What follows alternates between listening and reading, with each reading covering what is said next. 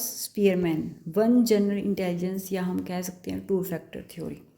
Spearman ने कहा था कि जो इंटेलिजेंट है वो इंटेलिजेंस है हमारी, वो बेस्ड है जनरल इंटेलिजेंस होती है, एक स्पेसिफिक इंटेलिजेंस होती है। टू टाइप बताए थे इन्होंने इंटेलिजेंस के।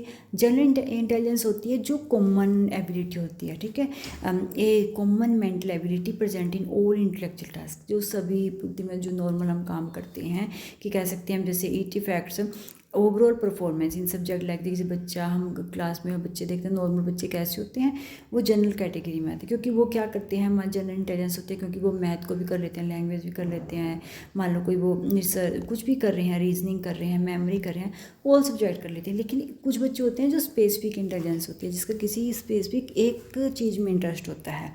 Specific ability need for particular task, एक टास्क के लिए वो स्पेसिफिक एबिलिटी होनी बहुत ज़रूरी है।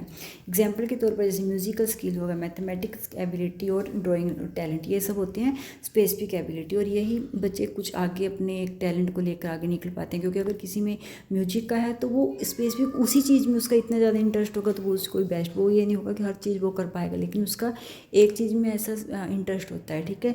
तो वो होती है स्पेसिफिक इंटेलिजेंस, जहाँ किसी एक स्पेसिफिक सब्जेक्ट पे या स्पेसिफिक चीज़ में हमारे बुद्धि मतलब कि उसका काम वो इंटरेस्ट रखता है, और जनरल होता है जो ओवरऑल होता है, ठीक है, सब सब्जेक्ट में। तो अगर आपको मेरे नोट्स अच्छे लगे तो प्लीज़ लाइक करना, सब्सक्राइब करना। Thank you for watching my video.